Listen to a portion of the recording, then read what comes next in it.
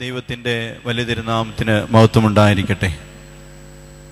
പ്രിയപ്പെട്ട മാതാപിതാക്കളെ, സഹോദരങ്ങളെ, കുഞ്ഞുങ്ങളെ, പരിശുദ്ധ പരിമല തിരുമേനിയുടെ അനുഗ്രഹത്താൽ നിറഞ്ഞു നിൽക്കുന്ന, മധ്യസ്ഥതയാൽ നിറഞ്ഞു നിൽക്കുന്ന ഈ ദേവാലയത്തിൽ നമുക്ക് പ്രാർത്ഥനയ്ക്കായിട്ട് ഒരുമിച്ച് കൂടുവാൻ തക്കവണ്ണം ഇടയാക്കിയതിനായിട്ട് ദൈവത്തെ സ്തുതിക്കാം.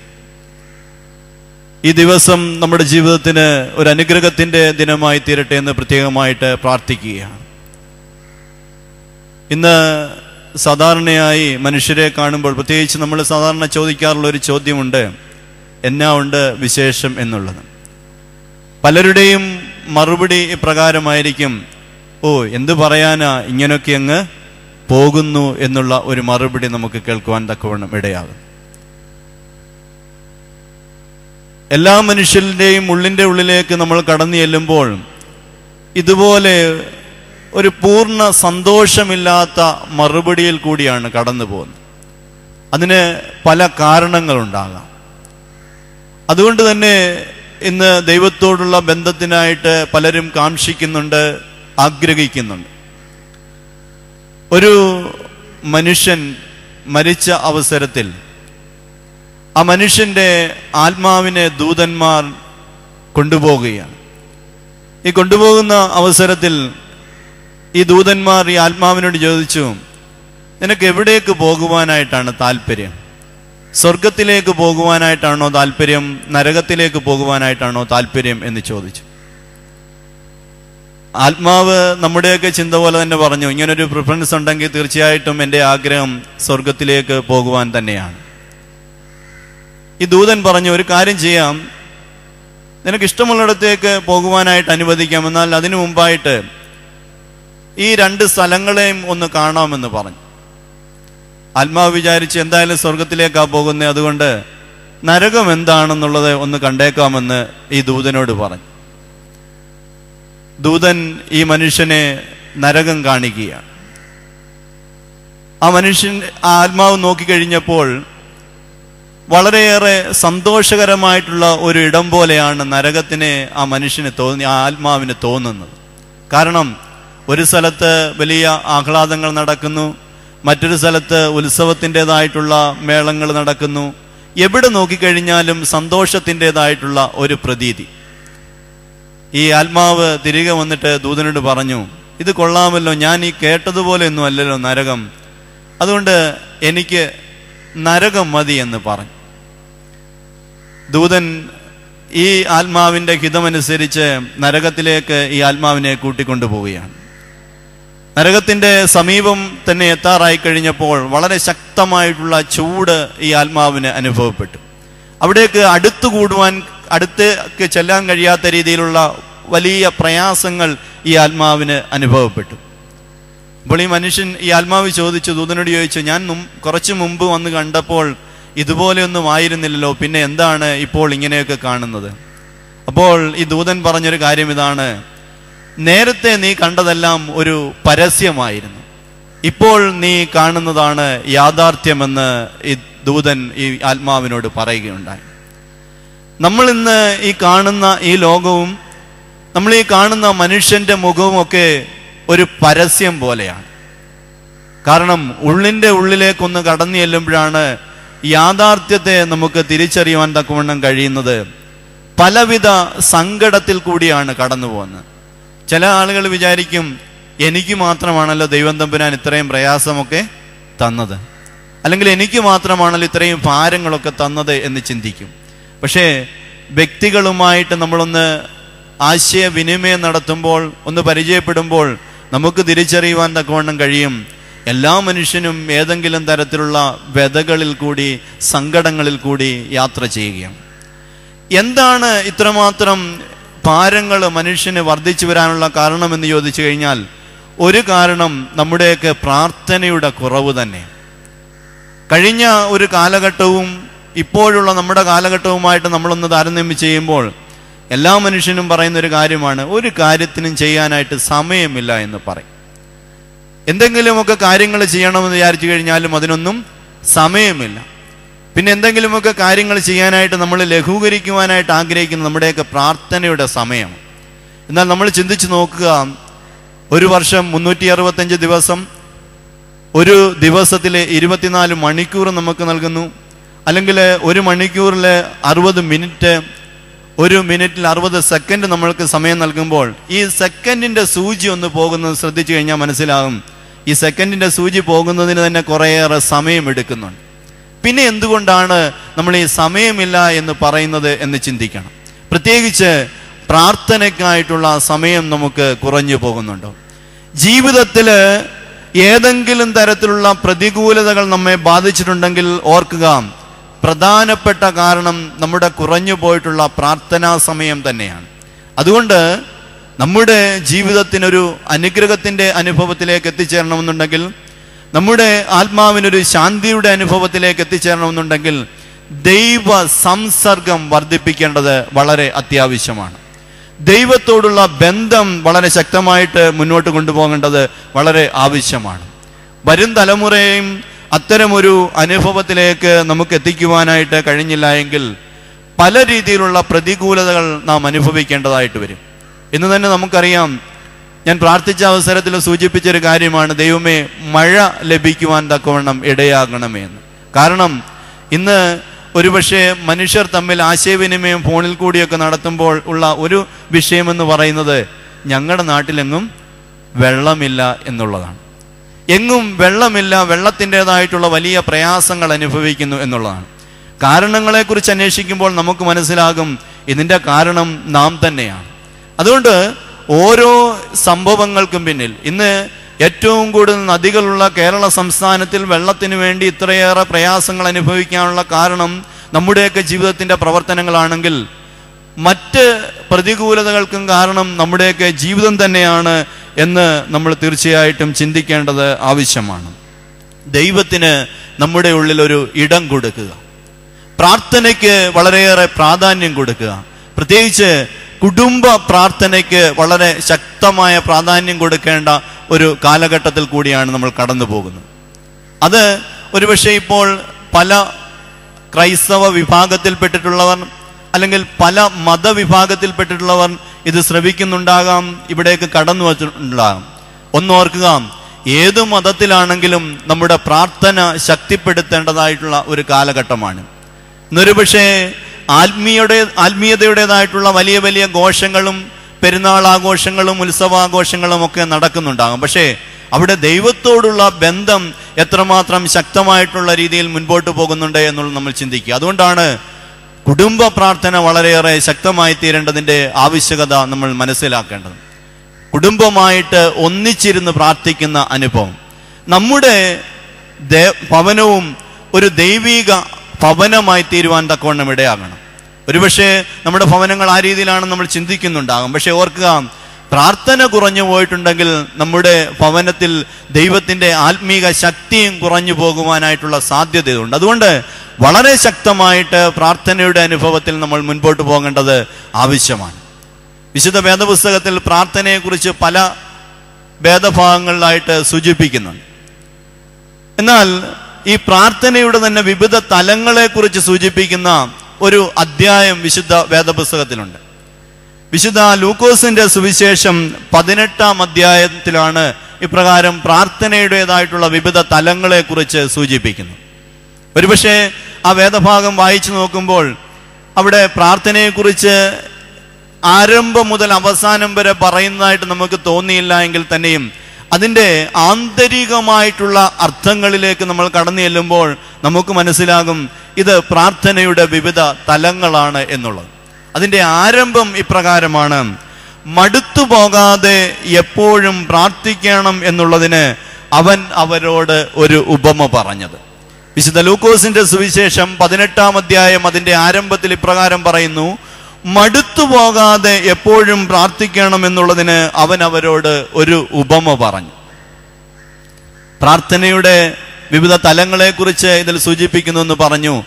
നമ്മുടെ പ്രാർത്ഥനയും ഇവിടെ സൂചിപ്പിച്ചിരിക്കുന്ന പ്രാർത്ഥനയും എപ്രകാരമാണ് എന്നുള്ളത് ഒന്ന് ചിന്തിച്ചു നോക്കുക.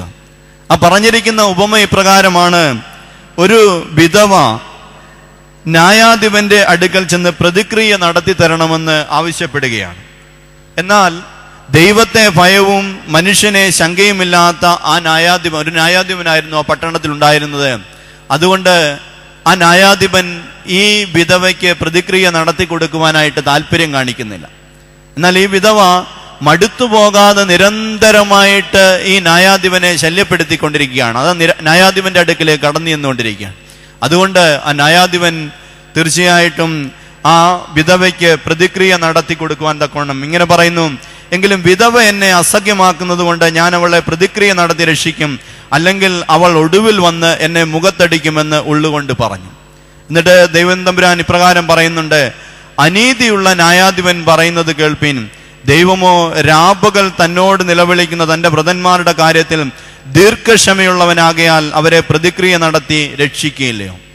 ഇവിടെ പറഞ്ഞിരിക്കുന്നത് ഭയവും ശങ്കയും ഒന്നുമില്ലാത്ത ഒരു ന്യായാധിപന്റെ അടുക്കൽ ചെന്നിട്ട് ഈ വിധവ ഒരു പ്രതിക്രിയ നടത്തി രക്ഷിക്കണമെന്ന് ആവശ്യപ്പെട്ടപ്പോൾ അത് ചെയ്തു കൊടുക്കുന്നില്ല. പക്ഷേ നിരന്തരമായിട്ട് പ്രാർത്ഥിച്ചതിൻ്റെ ഫലമായിട്ട്, നിരന്തരമായിട്ട് അപേക്ഷിച്ചതിൻ്റെ ഫലമായിട്ട് പ്രതിക്രിയ നടത്തി രക്ഷിക്കുകയാണ്. ഈ ന്യായാധിപൻ അപ്രകാരം ചെയ്യുന്നുണ്ടെങ്കിൽ അതിനേക്കാളേറെ കരുണയുള്ളവനായിട്ടുള്ള ദൈവം നമ്മുടെ അപേക്ഷയ്ക്ക് മറുപടി നൽകുകയില്ലയോ? അതാണ് ഇവിടെ പ്രത്യേകമായിട്ട് നമ്മൾ ഓർക്കേണ്ടത്. ദൈവത്തെ ഭയമില്ലാത്ത ന്യായാധിപൻ ആ വിധവയ്ക്ക് നിരന്തരമായിട്ടുള്ള അപേക്ഷയുടെ പേരിൽ പ്രതിക്രിയ നടത്തി രക്ഷിക്കുന്നുണ്ടെങ്കിൽ ദയയും കരുണയുമുള്ളവനായിട്ടുള്ള ദൈവം തമ്പുരാൻ നമ്മുടെ അപേക്ഷകൾക്ക് മറുപടി നൽകിയില്ലയോ എന്നുള്ളതാണ് ഈ വേദഭാഗത്ത് നമ്മെ ഓർമ്മപ്പെടുത്തുന്നത്. പക്ഷെ അതിൻ്റെ ആരംഭം ഓർക്കണം, മടുത്തു പോകാതെ എപ്പോഴും പ്രാർത്ഥിക്കുക. നമ്മുടെ പ്രാർത്ഥന ഇപ്രകാരം മടുത്തു പോകാതെയുള്ള പ്രാർത്ഥനയാണോ? ഒരു ധ്യാന ഗുരുവിൻ്റെ അടുക്കൽ, ഒരു വൈദികന്റെ അടുക്കൽ ഒരു വ്യക്തി കടന്നു ചെന്നിട്ട് ചില പ്രാർത്ഥനാ വിഷയങ്ങൾ ആ ധ്യാന ഗുരുവിൻ്റെ അടുക്കൽ സമർപ്പിച്ചു. ധ്യാനഗുരു തീർച്ചയായിട്ടും ആശ്വസിപ്പിച്ചുകൊണ്ട് പറഞ്ഞു, ഒരു കാര്യം ചെയ്യും, ഞാൻ പ്രാർത്ഥിക്കാം. ആ വ്യക്തിയോടും പറഞ്ഞു, ഒരു 7 വെള്ളിയാഴ്ച ദിവസം ഈ സ്ഥലത്തേക്ക് തന്നെ കടന്നു വന്ന് പ്രാർത്ഥിക്കുക, ഞാനും പ്രാർത്ഥിക്കാം, നമുക്ക് ഈ വിഷയത്തിന് വേണ്ടി പ്രാർത്ഥിക്കാമെന്ന് പറഞ്ഞു. ഈ വ്യക്തി 7 വെള്ളിയാഴ്ച ദിവസം ആ സ്ഥലത്തേക്ക്, ആ ധ്യാന മന്ദിരത്തിലേക്ക് കടന്നു വന്നു പ്രാർത്ഥിച്ചു. 7ാമത്തെ വെള്ളിയാഴ്ച കഴിഞ്ഞു. ഈ വൈദികൻ ഈ സ്ത്രീയോട് ചോദിച്ചു, എന്തായി? ഞാൻ നിരന്തരമായിട്ട് പ്രാർത്ഥിക്കുന്നുണ്ടായിരുന്നു, കാര്യങ്ങളൊക്കെ എന്തുവായി എന്ന് ചോദിച്ചു. ആ വ്യക്തി പറഞ്ഞു, ഞാൻ ഉദ്ദേശിച്ച കാര്യം ഇതുവരെയും നടന്നില്ല എന്ന് പറഞ്ഞു. ധ്യാനഗുരുവിന്, ആ വൈദികനൊരു സംശയം, ദൈവമേ ഞാൻ വലിയ കാര്യമായിട്ടൊക്കെ പ്രാർത്ഥിച്ചതാണല്ലോ. എന്നാലും ആശ്വസിപ്പിക്കാനായിട്ട് പ്രത്യേകിച്ച് വീണ്ടും പ്രാർത്ഥനയോടുകൂടി ആ ധ്യാനഗുരു പറയുകയാണ്, ആ വൈദികൻ പറയുകയാണ്, ഒരു കാര്യം ചെയ്യ്, ഒരു 2 മാസത്തേക്ക് കൂടി ഇതുപോലെ തന്നെ കടന്നു വന്ന് പ്രാർത്ഥിക്കാം, ഞാനും വളരെ ശക്തമായിട്ട് പ്രാർത്ഥിക്കാം എന്ന് പറഞ്ഞു. 2 മാസം കഴിഞ്ഞു. സ്ത്രീയോട് ചോദിച്ചു കഴിഞ്ഞപ്പോൾ പറഞ്ഞു, ഇല്ല, എൻ്റെ കാര്യങ്ങൾക്കൊരു നീക്കുപോക്കും ഉണ്ടായിട്ടില്ല. വീണ്ടും അത് കുറച്ച് നാളുകൾ കൂടി, ഒരു 6 മാസം എന്ന് പറഞ്ഞു, അവിടെയും അത് നടന്നില്ല. എന്നാൽ ഈ വ്യക്തി വീണ്ടും നിരന്തരമായിട്ട് ഈ ആലയത്തിലേക്ക് കടന്നു വന്ന്, ദേവാലയത്തിലേക്ക് കടന്നു വന്ന് പ്രാർത്ഥിക്കുന്നുണ്ടായി. കുറച്ച് കഴിഞ്ഞപ്പോൾ തീർച്ചയായിട്ടും ഈ വൈദികന് ഒരു പ്രയാസമുണ്ടായിട്ട് കാണുമ്പോൾ പിന്നെ ചോദിച്ചില്ല എന്താണ് സംഭവിക്കുന്നത്, അല്ലെങ്കിൽ എന്താണ് സംഭവിച്ചതെന്ന് ചോദിച്ചില്ല. പക്ഷേ 1 വർഷം കഴിഞ്ഞപ്പോൾ ഈ വ്യക്തി വൈദികന്റെ അടുക്കൽ കടന്നു വന്നിട്ട് പറഞ്ഞു, അച്ഛാ, ഞാൻ ആഗ്രഹിച്ചതായിട്ടുള്ള ആ പ്രാർത്ഥനാ വിഷയത്തിന് ഒരു നീക്കുപോക്കുണ്ടായി. എത്ര നാളെടുത്തു? 1 വർഷത്തിൽ ഉപരിയായിട്ട് എടുത്തു എന്നുള്ളതാണ്. നമ്മളൊക്കെ ദൈവസന്നിധിയിൽ പല അപേക്ഷകളും പ്രാർത്ഥനകളും ഒക്കെ സമർപ്പിക്കുന്നവരാണ്. പക്ഷെ നമ്മുടെയൊക്കെ പ്രാർത്ഥനയുടെ രീതി അല്ലെങ്കിൽ ശൈലി എപ്രകാരമാണ് എന്നുള്ളത് നമ്മൾ ചിന്തിക്കണം. ഒരാഴ്ച പ്രാർത്ഥിക്കുന്നു, അല്ലെങ്കിൽ 2 ആഴ്ച പ്രാർത്ഥിക്കുന്നു, 1 മാസം പ്രാർത്ഥിക്കുന്നു, ഈ പറഞ്ഞ പോലെ 7 ആഴ്ചകളിൽ പ്രാർത്ഥിക്കുന്നു. നടന്നില്ലെങ്കിൽ നമ്മൾ ചിന്തിക്കുന്ന എന്താ? ഇനിയും പ്രാർത്ഥിച്ചിട്ടൊന്നും വലിയ കാര്യം ഇല്ല. നമ്മുടെ ചിന്ത എന്താണ്? ഇനിയും പ്രാർത്ഥിച്ചിട്ടൊന്നും വലിയ കാര്യമൊന്നുമില്ല. ഞാൻ ഇത്രയും കാലം ഉപവാസം എടുത്ത് ഏതാണ്ട് 1.5 മാസത്തോളം 2 മാസത്തോളം പ്രാർത്ഥിച്ചിട്ട് നടന്നില്ലെങ്കിൽ ഇനി എന്തിനാണ് പ്രാർത്ഥിക്കുന്നത്? വേദപുസ്തകം വളരെ ശക്തമായിട്ട് നമ്മോട് പറയുകയാണ്, മടുത്തു പോകാതെ പ്രാർത്ഥിക്കണമെന്ന് പറയുന്നു. അങ്ങനെയെങ്കിൽ എന്താണ് നമ്മൾ ചെയ്യേണ്ടത്? മടുത്തു പോകാതെ ദൈവസന്നിധിയിലേക്ക് നമ്മെ തന്നെ സമർപ്പിച്ചുകൊണ്ട് പ്രാർത്ഥിക്കുക എന്നുള്ളതാണ്. വിശുദ്ധ വേദപുസ്തകപരമായിട്ടുള്ള ചില സംഭവങ്ങളിലേക്ക് നമ്മൾ കടന്നു പോകുമ്പോൾ ചില വ്യക്തികളെ കുറിച്ച് വിശുദ്ധ വേദപുസ്തകത്തിൽ പറഞ്ഞിരിക്കുന്നത് ഇപ്രകാരമാണ്. ഉദാഹരണമായിട്ട് അബ്രഹാമിന്റെ ജീവിതത്തിനെ കുറിച്ചുള്ള ചിന്ത നമ്മൾ എടുത്തു കഴിഞ്ഞാൽ അവിടെ പ്രത്യേകം പറയുന്നുണ്ട്, അബ്രഹാം വളരെ വാർദ്ധക്യ അവസ്ഥയിലായിരുന്നു. പക്ഷേ അബ്രഹാമിന്റെ കുടുംബ ജീവിതത്തിൽ അബ്രഹാമിനൊരു കുഞ്ഞിനെ ലഭിച്ചില്ല. അബ്രഹാം വളരെ വാർദ്ധക്യ അവസ്ഥയിലായിട്ടും ദൈവം തമ്പുരാനോട് വളരെ ശ്രേഷ്ഠമായിട്ടുള്ള ബന്ധം നിലനിർത്തുന്ന വ്യക്തിയായിട്ടും അബ്രഹാമിനൊരു കുഞ്ഞിനെ ലഭിച്ചില്ല. പക്ഷേ വീണ്ടും വിശുദ്ധ വേദപുസ്തകത്തിൽ പറയുന്നുണ്ട്, വാർദ്ധക്യ അവസ്ഥയിലായിരിക്കുന്ന അബ്രഹാമിന് ദൈവം തമ്പുരാൻ കുഞ്ഞിനെ നൽകുകയാണ്. സക്കറിയ പുരോഹിതന്റെ ജീവിതം എടുത്തു കഴിഞ്ഞാലും അവിടെയും പ്രത്യേകമായിട്ട് പറയുന്നുണ്ട്, വാർദ്ധക്യാവസ്ഥയിലുള്ള ദമ്പതികളായിട്ടും അവർക്ക് കുഞ്ഞുങ്ങളെ ലഭിച്ചില്ല. പക്ഷെ ദൈവം തമ്പുരാൻ പ്രവർത്തിച്ചു കഴിഞ്ഞപ്പോൾ അവർക്ക് കുഞ്ഞിന് ലഭിക്കുകയാണ്. ഒരുപക്ഷെ ഇത് കേൾക്കുന്നവർ അല്ലെങ്കിൽ ഇവിടെ കടന്നു വന്നിട്ടുള്ള ചിലരെങ്കിലും തങ്ങളുടെ മക്കൾക്ക് അല്ലെങ്കിൽ തങ്ങൾക്ക് കുഞ്ഞുങ്ങളില്ല എന്നുള്ള ഭാരം അനുഭവിക്കുന്നവരുണ്ടാകാം. വളരെ കാലമായിട്ട് ഒരു ഭവനം ചമയ്ക്കണമെന്ന് വിചാരിച്ചിട്ട് നടക്കാത്തവരുണ്ടാകാം. പല കാര്യങ്ങളെക്കുറിച്ച്, മക്കളുടെ ജീവിതത്തിനെ കുറിച്ച്, മക്കളുടെ കുടുംബത്തിനെ കുറിച്ചൊക്കെ ഓർത്ത് ഭാരപ്പെടുന്നവരുണ്ടാകാം. പക്ഷെ ഞാൻ വളരെ വ്യക്തമായിട്ട് പറയുകയാണ്, വളരെ ശക്തമായിട്ട് പറയുവാനായിട്ട് ആഗ്രഹിക്കുന്ന ഒരു കാര്യമാണ്, മടുത്തു പോകാതെ പ്രാർത്ഥിക്കുകയാണെങ്കിൽ, മടുത്തു പോകാതെ ദൈവസന്നിധിയിലേക്ക് നമ്മുടെ അപേക്ഷകളെ സമർപ്പിക്കുകയാണെങ്കിൽ അതിന് മറുപടി ലഭിച്ചിരിക്കും. വേദപുസ്തകം പറയുന്നുണ്ട്, യാചിപ്പീൻ എന്നാൽ നിങ്ങൾക്ക് ലഭിക്കും, അന്വേഷിപ്പിൻ നിങ്ങൾ കണ്ടെത്തും, മുട്ടുവിൻ നിങ്ങൾക്ക് തുറക്കപ്പെടും. ഒന്ന് യാചിച്ചു ലഭിക്കും എന്നുള്ളതല്ല അവിടെ ഉദ്ദേശിക്കുന്നത്. അവിടെ ഉദ്ദേശിക്കുന്നത് ഇപ്രകാരമാണ്, യാചിച്ചുകൊണ്ടേ ഇരുപ്പീൻ എന്നുള്ളതാണ്. ഒന്ന് യാചിച്ചു കഴിഞ്ഞിട്ട് അത് നിർത്തുക എന്നുള്ളതല്ല അവിടെ ഉദ്ദേശിക്കുന്നത്. യാചിച്ചുകൊണ്ടേ ഇരുപ്പിൻ, that is a continuous process എന്നുള്ള രീതിയിലാണ്. നിരന്തരമായിട്ടുള്ള ദൈവ സംസർഗത്തിൽ കൂടി, നിരന്തരമായിട്ടുള്ള അപേക്ഷകൾ കൂടി ദൈവം തമ്പുരാൻ നമുക്ക് നല്ല അനുഭവങ്ങളെ തരും. വിശുദ്ധ വേദപുസ്തകം പറയുന്നു, വാർദ്ധക്യാവസ്ഥയിലായിരുന്ന എലിസബത്തിന്റെ ഗർഭപാത്രത്തിൽ ഒരു കുഞ്ഞിനെ ഉരുവാകുവാൻ തക്കവണ്ണം ഇടയാക്കിയെങ്കിൽ നമ്മുടെ ജീവിതത്തിലും ദൈവം തമ്പുരാൻ പ്രവർത്തിച്ചു കഴിഞ്ഞാൽ പല കാര്യങ്ങൾക്കും നീക്കുപോക്കുണ്ടാകുവാൻ തക്കവണ്ണം ഇടയാകും. ഹാഗാർ മരുഭൂമിയിലേക്ക് കടന്നു എന്നിട്ട് പ്രാർത്ഥിക്കുകയാണ്. കുഞ്ഞിനെ അല്പം അകലേക്ക് മാറ്റിയിരുത്തി ഇവിടെ വെള്ളം ലഭിക്കുവാനായിട്ട് യാതൊരു സാധ്യതയുമില്ല എന്നുള്ള തിരിച്ചറിവുണ്ടായിട്ടും ദൈവത്തോട് പ്രാർത്ഥിക്കുകയാണ്. മരുഭൂമിയിൽ വെള്ളം നൽകുവാൻ കഴിവുള്ള ദൈവം, മരുഭൂമിയിൽ നീരുറവ് പുറപ്പെടുവിക്കുവാൻ ശക്തിയുള്ള ദൈവം, ആ ദൈവത്തിന്റെ അടുക്കൽ നമ്മൾ പ്രാർത്ഥിച്ചു കഴിഞ്ഞാൽ നടക്കാത്തതായിട്ടുള്ള എന്തെങ്കിലും ഉണ്ടോ? പക്ഷെ ഓർക്കണം, നമ്മുടെ പ്രാർത്ഥന മടുത്തു പോകാത്ത രീതിയിലുള്ളതായിരിക്കണം. ആ ഭയവും ശങ്കയുമില്ലാത്ത ന്യായാധിപന്റെ അടുക്കലേക്ക് കടന്നു എന്നിട്ട് ആ വിധവയായിട്ടുള്ള സ്ത്രീ നിരന്തരമായിട്ട് അപേക്ഷിച്ചപ്പോൾ ആ സ്ത്രീക്ക് അതിന്റെ മറുപടി ലഭിച്ചെങ്കിൽ തീർച്ചയായിട്ടും എന്റെയും നിങ്ങളുടെയും പ്രാർത്ഥനകൾക്ക്, എന്റെയും നിങ്ങളുടെയും അപേക്ഷകൾക്ക് ദൈവത്തിന്റെ സന്നിധിയിൽ നിന്ന് മറുപടി ലഭിക്കും.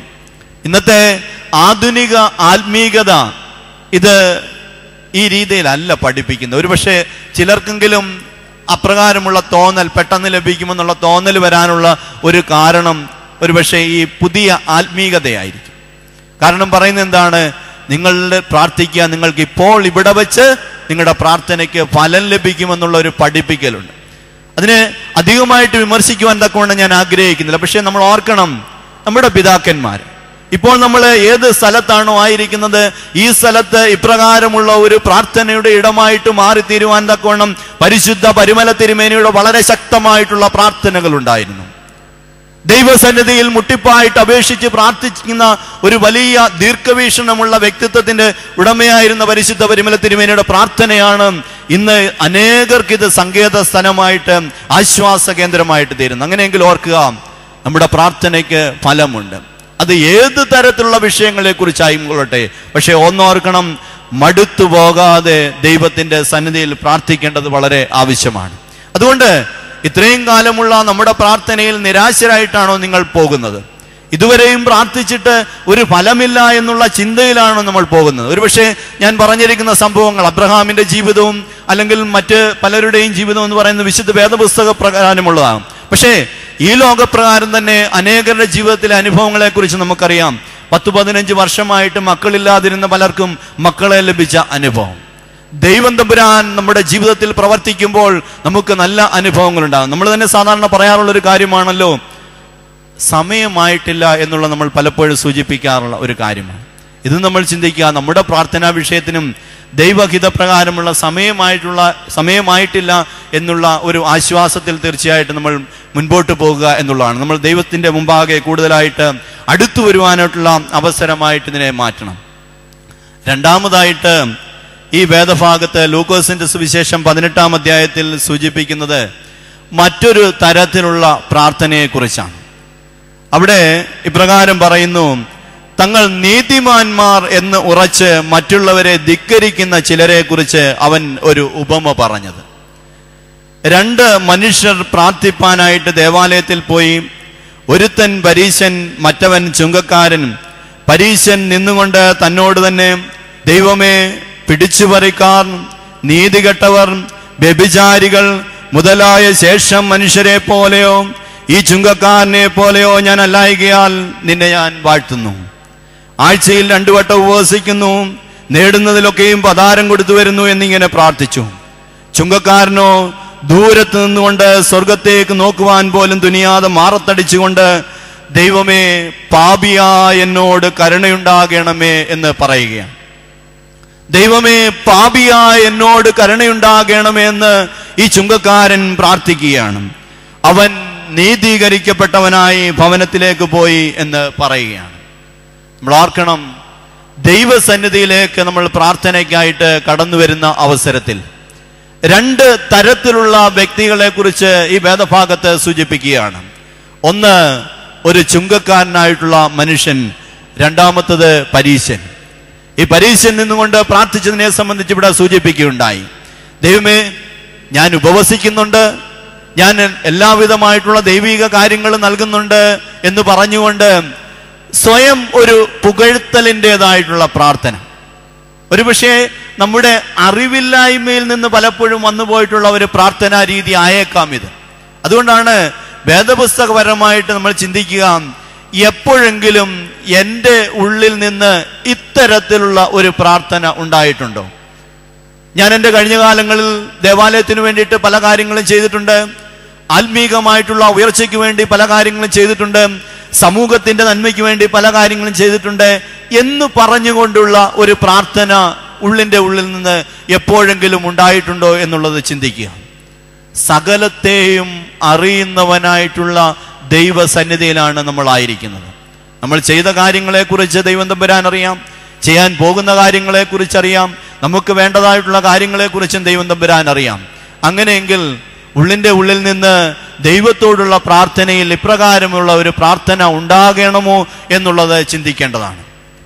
ഒരുപക്ഷെ ദേവാലയത്തിന് വേണ്ടിയിട്ട്, സമൂഹത്തിന് വേണ്ടിയിട്ട് ഒത്തിരി നല്ല കാര്യങ്ങൾ ചെയ്യുന്നുണ്ടാകാം. തീർച്ചയായിട്ടും അത് നമ്മുടെ തലമുറയ്ക്ക് അനുഗ്രഹകരമായി തീരും എന്നുള്ളതിൽ യാതൊരു സംശയമില്ല. പക്ഷേ ദൈവസന്നിധിയിൽ പ്രാർത്ഥനയ്ക്കായിട്ട് നമ്മൾ കടന്നു വരുമ്പോൾ നമ്മൾ ചെയ്ത കാര്യങ്ങളെ കുറിച്ച് ഉയർത്തിക്കാണിച്ചുകൊണ്ട്, സ്വയം പുകഴ്ത്തിക്കൊണ്ട് ഒരു പ്രാർത്ഥന ആവശ്യമാണോ എന്നുള്ളത് ചിന്തിക്കണം.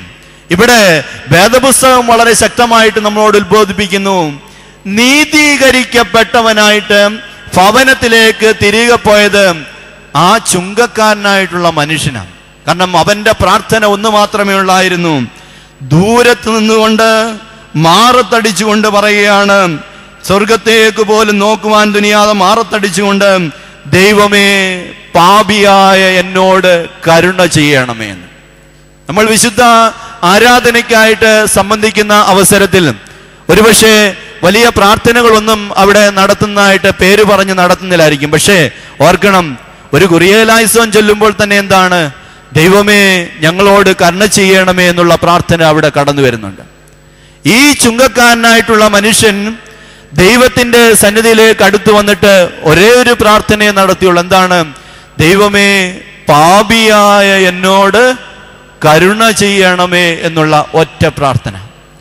ദൈവമേ, പാപിയായ എന്നോട് കരുണ ചെയ്യണമേ എന്നുള്ള ആ ഒരൊറ്റ പ്രാർത്ഥനയിൽ കൂടി ആ മനുഷ്യനെ കുറിച്ച് പറയുകയാണ്, നീതീകരിക്കപ്പെട്ടവനായിട്ട് ഭവനത്തിലേക്ക് മടങ്ങിപ്പോയി.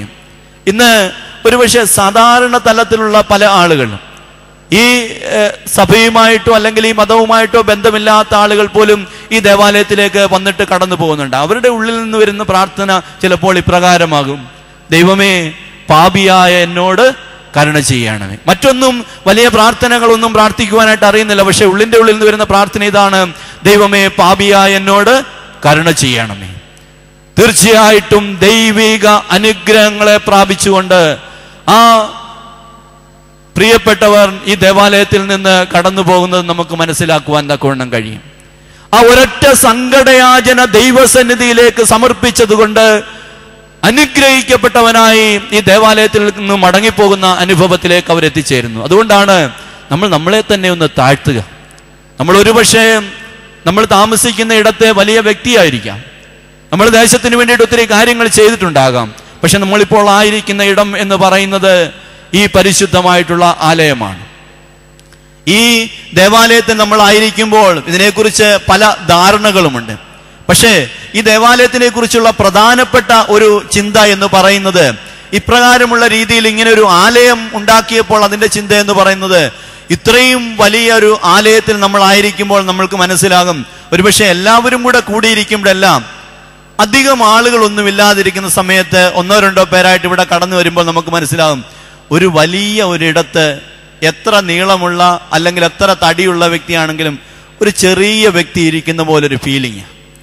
നമ്മളൊരു പള്ളിയിലേക്ക് കടന്നു വരുമ്പോൾ നമുക്കുണ്ടാകേണ്ട ഒരു ചിന്തയെന്ന് പറഞ്ഞതാണ്, നമ്മൾ എത്ര വലിയ വ്യക്തിയുമായിരിക്കാം, സമൂഹത്തിലെ ഉന്നതനായിട്ടുള്ള വ്യക്തിയാകാം, അല്ലെങ്കിൽ മറ്റു തലങ്ങളിലൊക്കെ വലിയ പ്രഗത്ഭരായിട്ടുള്ള വ്യക്തിയായിരിക്കാം. പക്ഷെ ഇവിടെ വരുമ്പോൾ നമ്മൾ ആരാണ്? വളരെ ചെറിയ ഒരു വ്യക്തിയാണ്. കാരണം ഇത് ദൈവത്തിൻ്റെ സന്നിധിയാണ്. ഈ ദേവാലയം ചമയ്ക്കുമ്പോൾ അതിൻ്റെ പിന്നിലെ പിതാക്കന്മാരുടെ ഒരു കാഴ്ചപ്പാടിതായിരുന്നു. ഇവിടെ നമ്മൾ വലിയ വ്യക്തികളൊന്നുമല്ല, ഇത് ദൈവത്തിൻ്റെ സന്നിധിയാണ്. ഈ ദൈവത്തിൻ്റെ സന്നിധിയിൽ നമ്മൾ വളരെ ചെറിയ വ്യക്തികളാണ്. നമ്മെ തന്നെ ദൈവം മുമ്പാകെ സമർപ്പിക്കേണ്ട ഒരു ഇടമായിട്ട് മാറുകയാണ്. ആ വാതിലിനുള്ളിലേക്ക് നമ്മൾ പ്രവേശിക്കുമ്പോൾ തന്നെ എന്തോ ഒരു ചെറുമയാണ് അവിടെ നമുക്ക് ഫീൽ ചെയ്യുന്നത്. അല്ലെങ്കിൽ അത്തരം ഒരു ചിന്തയിലേക്ക് നമ്മൾ ഈ ദേവാലയത്തിലേക്ക് കടന്നു വരുവാൻ തക്കൊണ്ട് കഴിയണം. എങ്കിൽ മാത്രമേ നമ്മുടെ ആ ആഗ്രഹങ്ങൾക്ക് ഒരു നിവർത്തി ഉണ്ടാകുകയുള്ളൂ. ഇവിടെ പറയുകയാണ്, പരീശരും ചുങ്കക്കാരനും പ്രാർത്ഥിച്ചിട്ട്, പരീശൻ ഒരു പക്ഷേ ആ സമൂഹത്തിലെ ശ്രേഷ്ഠനായിട്ടുള്ള വ്യക്തിയാകാം, പക്ഷേ ചുങ്കക്കാരന്റെ പ്രാർത്ഥന ഒന്ന് മാത്രമായിരുന്നു: ദൈവമേ, പാപിയായ എന്നോട് കരുണ ചെയ്യണമേ എന്ന്. നമ്മുടെ ജീവിതത്തിന് ഒത്തിരി ഒത്തിരി കുറവുകൾ ഉണ്ടായിട്ടുണ്ടാകാം. ചില ആളുകളെങ്കിലും ആ ചെയ്തു പോയ കുറവുകളെ കുറിച്ച് ഓർത്തുകൊണ്ട് വീണ്ടും വീണ്ടും തെറ്റുകളിലേക്ക് പോകുന്നവരുണ്ടാകാം. പക്ഷേ ദൈവസന്നിധിയിൽ നമ്മൾ ആയിരിക്കുന്നെങ്കിൽ നമ്മൾ ഓർക്കുക, ചുങ്കക്കാരന്റെ പ്രാർത്ഥന ദൈവം തമ്പുരാൻ കൈക്കൊണ്ടെങ്കിൽ, ചുങ്കക്കാരന്റെ അപേക്ഷയ്ക്ക് ദൈവം തമ്പുരാൻ മറുപടി നൽകിയെങ്കിൽ, നമ്മുടെ ജീവിതത്തിലും അറിഞ്ഞോ അറിവ് കൂടാതെയൊക്കെ വന്നുപോയിട്ടുള്ള തെറ്റുകുറ്റങ്ങൾ ദൈവം തമ്പുരാൻ തീർച്ചയായിട്ടും ക്ഷമിക്കും. പൊറുക്കുവാൻ കഴിവുള്ളവനാണ് ദൈവം തമ്പുരാൻ. ആ മുടിയനായ പുത്രൻ ദൈവസന്നിധിയിലേക്ക് അടുത്തു വരുമ്പോൾ അവനെ വലിയ ആഘോഷത്തോടു കൂടിയാണ് പിതാവ് സ്വീകരിച്ചതെന്ന് യേശുമ്പുരാൻ പറയുന്നുണ്ട്. അങ്ങനെയെങ്കിൽ ഓരോ വ്യക്തിയുടെയും തിരിച്ചുവരവിനായിട്ട്, ജീവിതത്തിന്റെ കഴിഞ്ഞകാല കുറവുകൾ എന്നുള്ള ഒരു തിരിച്ചുവരവിനായിട്ട് ദൈവം തമ്പുരാൻ കാംക്ഷിച്ചുകൊണ്ട് ആഗ്രഹിച്ചുകൊണ്ട് പറയുകയാണ്, മകനെ, മകളെ, ഒരു തിരിച്ചുവരവ് നിങ്ങളുടെ ജീവിതത്തിൽ ആവശ്യമാണ്. ഈ ചുങ്കക്കാരനായിട്ടുള്ള മനുഷ്യന്റെ പ്രാർത്ഥന ദൈവം തമ്പുരാൻ കൈക്കൊണ്ടെങ്കിൽ തീർച്ചയായിട്ടും നമ്മുടെ പ്രാർത്ഥനയും ദൈവം തമ്പുരാൻ കൈക്കൊള്ളും. ദൈവമേ, പാപിയായ എന്നോട് കരുണ ചെയ്യണമേ എന്ന്. ദൈവമേ, പാപിയായ എന്നോട് കരുണ ചെയ്യണമേ എന്നുള്ള പ്രാർത്ഥന തീർച്ചയായിട്ടും നമ്മൾ ദൈവം തമ്പുരാൻ കൈക്കൊള്ളും. കാരണം ഇന്ന് നമുക്കറിയാം, ഈ ദേശം അനുഭവിക്കുന്ന വലിയ ദുരിതം. അനേകർക്കാണ് സൂര്യതാപമേറ്റു അല്ലെങ്കിൽ മറ്റ് പ്രശ്നങ്ങളുണ്ടായി വെള്ളമില്ലാതെ എന്നുള്ളതൊക്കെ അറിയുന്നത്. ഇതെന്താണ്?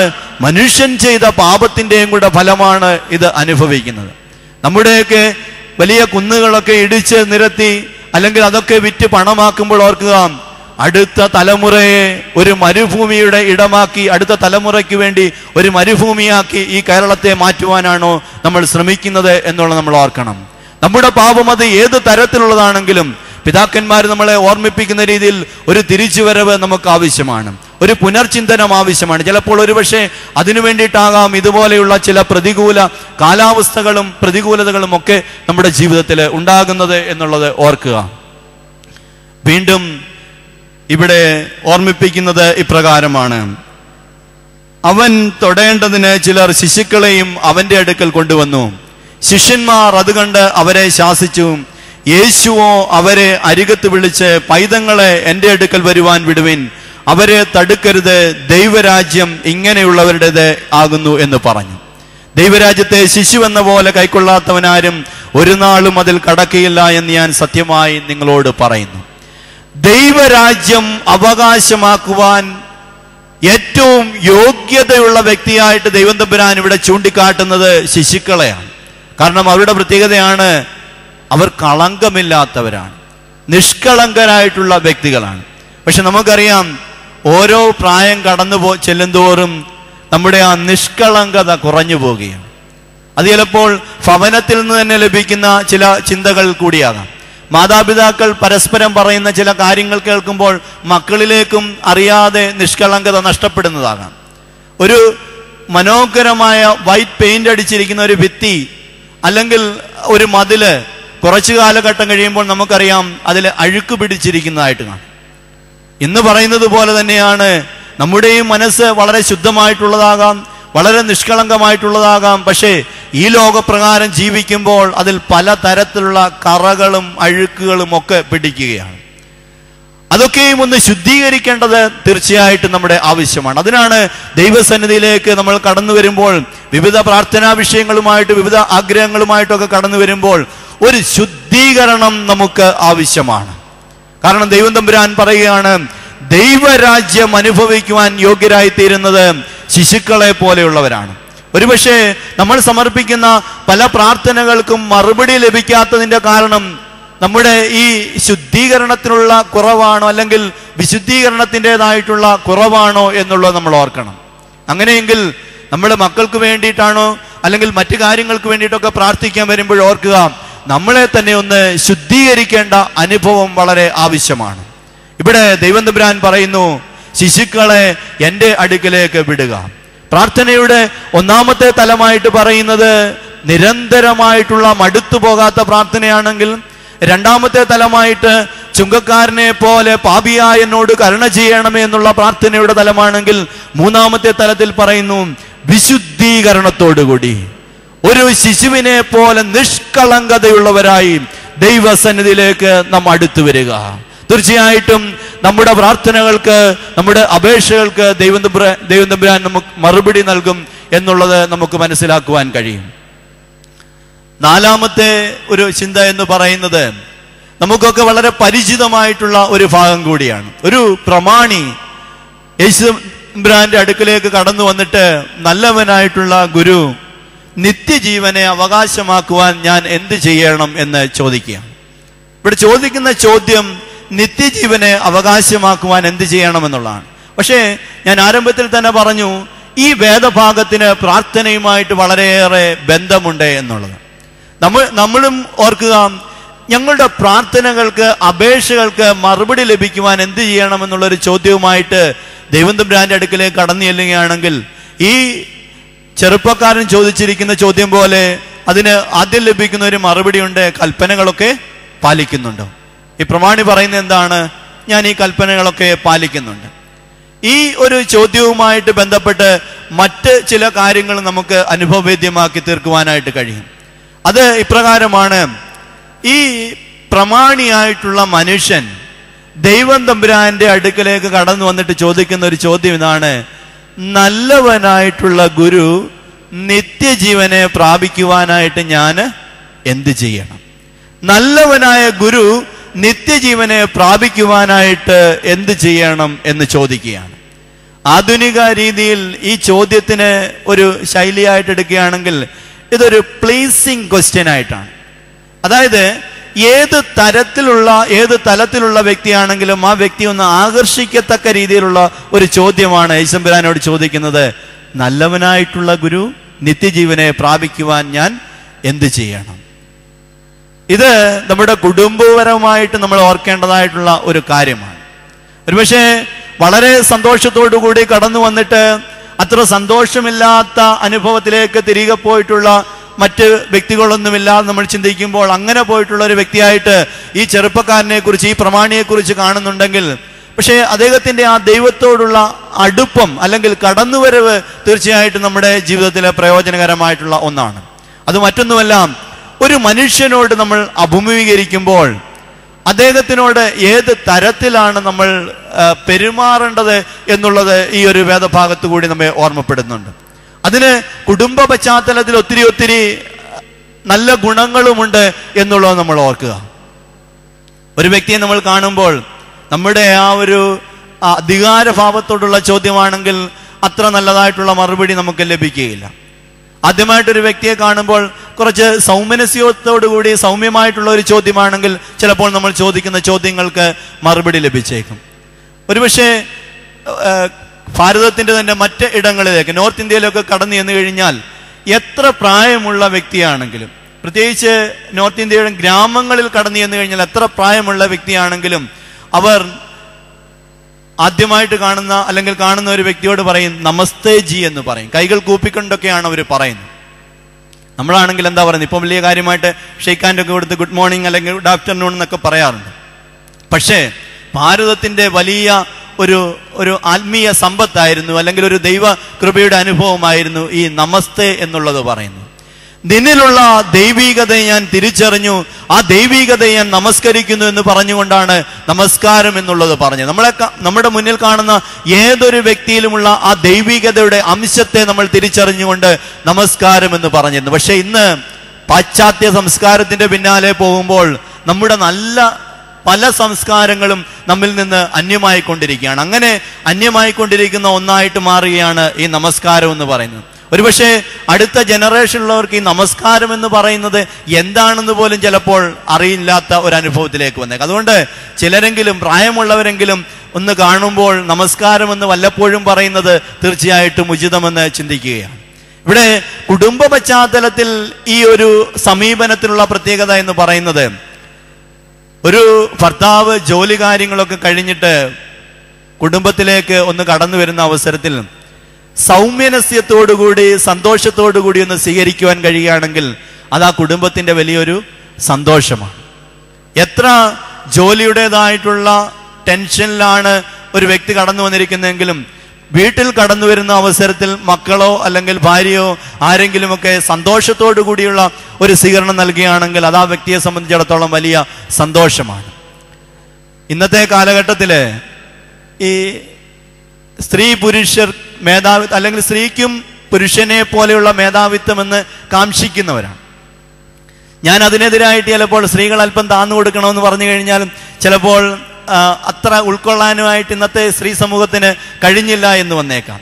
പക്ഷെ നമ്മൾ ഓർക്കണം, ദൈവം തമ്പുരാൻ സ്ത്രീയെയും പുരുഷനെയും സൃഷ്ടിച്ചതായിട്ടുള്ള അവസരത്തിൽ നമ്മൾ രണ്ടുപേരെയും ഒന്ന് താരതമ്യം ചെയ്തു നോക്കുക. പുരുഷന്മാരുടെ ശരീരം എന്ന് പറയുന്നത് അല്പം പരുക്കൻ ശരീരമാണ്, അതിന് ഫ്ലെക്സിബിലിറ്റി കുറവാണ്. എന്നാൽ സ്ത്രീകളുടെ ശരീരം എന്ന് പറയുന്നത് പുരുഷന്മാരുടെ അത്രയും കഠിനമായിട്ടുള്ളതല്ല, അതിന് ഫ്ലെക്സിബിലിറ്റി കൂടുതലാണ് എന്നുള്ളതാണ്. ഇത് ദൈവം തമ്പുരാൻ സൃഷ്ടിച്ചപ്പോൾ ശരീരത്തിന് ഇങ്ങനെയുള്ള ഒരു ഒഴുക്കൻ രീതി ഉണ്ടാകണം എന്നുള്ളത് മാത്രമല്ല ഉദ്ദേശിച്ചിരിക്കുന്നത്. അത് ദൈവം തമ്പുരാൻ സൃഷ്ടിച്ചിരിക്കുന്ന ആ മനസ്സിനും അതേ രീതി തന്നെയാണ് കാംക്ഷിക്കുന്നത്. പുരുഷന് തക്ക തുണയായിട്ട് സ്ത്രീയെ നൽകിയിരിക്കുന്നെങ്കിൽ നമ്മൾ ഓർക്കുക, അത് ഈ രീതിയിലുള്ള ഒരു ചിന്തയോടുകൂടിയാണ് ദൈവം തമ്പുരാൻ നമുക്ക് വേണ്ടിയിട്ട് ഒരുക്കിയിരിക്കുന്നത് എന്നുള്ളത് ഓർക്കണം. അതുകൊണ്ട് ഒരല്പമെങ്കിലുമൊക്കെ ഒരു വിട്ടുവീഴ്ച മനോഭാവം നമ്മുടെ ജീവിതത്തിൽ ഉണ്ടാകുമെങ്കിൽ തീർച്ചയായിട്ടും അത് കുടുംബ ജീവിതത്തിന്റെ സന്തോഷമാണ്. ഇന്നത്തെ യുവതലമുറ പലപ്പോഴും കുടുംബ പ്രശ്നങ്ങളിലേക്ക് പോകുന്നതിന്റെ കാരണമെന്ന് പറയുന്നത്, ഒന്നുകിൽ സ്ത്രീകൾ ചിന്തിക്കുകയാണ് എനിക്കും ജോലിയുണ്ട്, ഞാനും കഷ്ടപ്പെടുന്നുണ്ട്, അതുകൊണ്ട് എനിക്ക് മറ്റു രീതിയിൽ അല്ലെങ്കിൽ പുരുഷനെ പോലുള്ള സ്വാതന്ത്ര്യം വേണമെന്ന്. ഇങ്ങനെയൊക്കെ ചിന്തിക്കുന്നിടത്താണ് പലപ്പോഴും പ്രശ്നങ്ങൾ കൂടുതലായിട്ടുണ്ടാകുന്നത്. എന്നാൽ പഴയ കാലഘട്ടം എന്ന് പറയുന്നത് അങ്ങനെ ആയിരുന്നില്ല.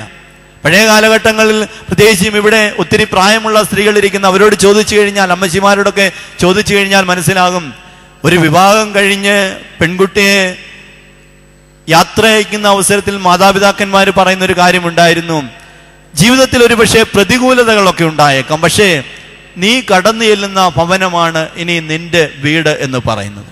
നീ ഏത് ഭവനത്തിലേക്കാണോ കടന്നു ചെല്ലുന്നത് ആ ഭവനത്തിന്റെ വിളക്കായിട്ട് ശോഭിക്കുവാൻ തക്കവണ്ണം ഇനി അതാണ് നിന്റെ വീട് എന്ന് പറഞ്ഞാണ് യാത്ര അയച്ചിരുന്നത്. കാരണം അന്നത്തെ കാലത്ത് തിരിച്ചു വന്നു കഴിഞ്ഞാൽ ഭവനത്തിൽ വീണ്ടും ജീവിക്കുവാനായിട്ടുള്ള സാഹചര്യങ്ങളുമില്ല, സാമ്പത്തികമായിട്ടുള്ള പ്രതികൂലതകൾ, ഒരുപക്ഷെ സഹോദരങ്ങളെ വിവാഹം കഴിച്ചയക്കുന്നതിൻ്റെതായിട്ടുള്ള ബുദ്ധിമുട്ടുകൾ, ഇതൊക്കെ ഓർക്കുമ്പോൾ ആ പ്രതികൂലതകൾ കൂടിയൊക്കെ അങ്ങ് കടന്നു പോകുമായിരുന്നു.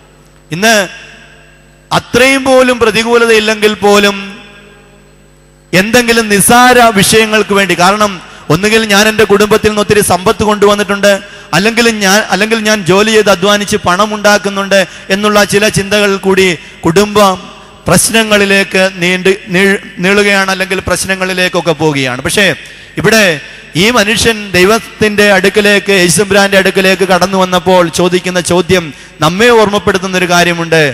പ്ലീസിങ്ങിൻ്റെതായിട്ടുള്ള അല്ലെങ്കിൽ ഒരു വിധേയത്വത്തിൻ്റെതായിട്ടുള്ള ഒരു അനുഭവത്തിൽ നിന്നുകൊണ്ട് സ്വീകരിക്കേണ്ടവരെ സ്വീകരിക്കുവാനും പെരുമാറേണ്ടവരോട് പെരുമാറുവാനും നമുക്ക് കഴിയുന്നെങ്കിൽ നമ്മുടെ കുടുംബജീവിതം കുറച്ചൊക്കെ നന്മയുള്ളതായി തീരുവാൻ തക്കവണ്ണം ഇടയാകും. നമ്മുടെ ജീവിതം കുറച്ചൊക്കെ സന്തോഷകരമായി തീരുവാൻ തക്കവണ്ണം ഇടയാകും. നമ്മുടെ തലമുറ കുറച്ചൊക്കെ അനുഗ്രഹിക്കപ്പെട്ടതായി തീരുവാൻ തക്കവണ്ണം ഇടയാകും.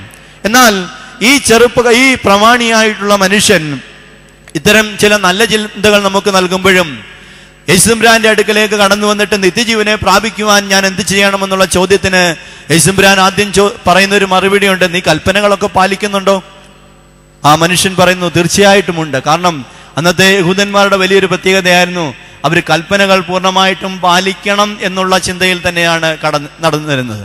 അതുകൊണ്ട് തന്നെ ഈ പ്രമാണി പറയാണ്, തീർച്ചയായിട്ടും ഞാൻ കൽപ്പനകളൊക്കെ പാലിക്കുന്നുണ്ട്. വീണ്ടും യേശുദമ്പുരാൻ ഈ മനുഷ്യനോട് പറയുകയാണ്, എന്നാൽ ഒരു കുറവ് നിനക്കുണ്ട്, നിനക്കുള്ളതൊക്കെയും വിറ്റ് ദരിദ്രന്മാർക്ക് പകുത്തു കൊടുക്കുക, എന്നാൽ സ്വർഗത്തിൽ നിനക്ക് നിക്ഷേപമുണ്ടാകും. അത് കേട്ട് കഴിഞ്ഞപ്പോഴാണ് ഈ പ്രമാണി ആകപ്പാടെ വൈഷമ്യത്തിലായത് പോയത്. കാരണം ഒത്തിരി സമ്പത്തുണ്ട്. ഈ ഒത്തിരി സമ്പത്തൊക്കെയും വിറ്റ് ദരിദ്രന്മാർക്ക് കൊടുക്കുക എന്ന് പറയുന്നത് ആ മനുഷ്യനെ സംബന്ധിച്ചിടത്തോളം അത്ര പ്രായോഗികമല്ല. നമ്മുടെയൊക്കെ ചിലരുടെയൊക്കെ ജീവിതം എന്തിനാണെന്ന് ചോദിച്ചു കഴിഞ്ഞാൽ കുറെ പണമുണ്ടാക്കുക എന്നുള്ള രീതിയിൽ ജീവിക്കുന്ന അനേകരുണ്ടാകാം. ഒരുപക്ഷെ അത്തരം രീതിയിൽ ജീവിച്ച ഒരു പ്രമാണിയായിട്ടുള്ള മനുഷ്യനാകാം ഈ വ്യക്തിയും.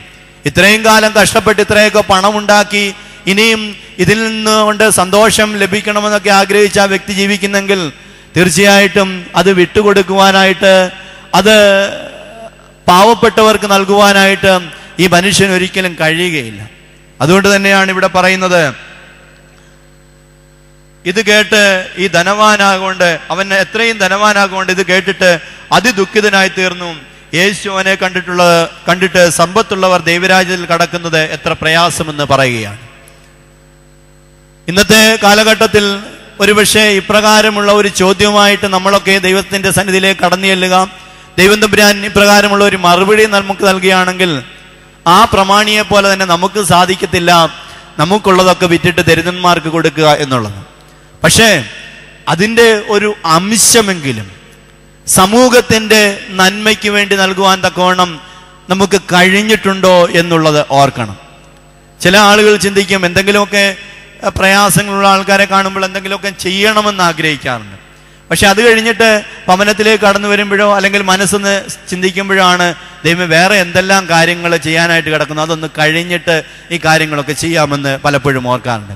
പക്ഷെ ഞാൻ പറയുന്നു, ആ കാര്യങ്ങളൊക്കെയും തീർത്തിട്ട് ഈ പാവപ്പെട്ട വ്യക്തിക്കോ അല്ലെങ്കിൽ പ്രയാസം അനുഭവിക്കുന്നവർക്കോ എന്തെങ്കിലും നൽകാമെന്ന് ചിന്തിച്ചു കഴിഞ്ഞാൽ ചിലപ്പോൾ നടന്നു എന്ന് വരത്തില്ല.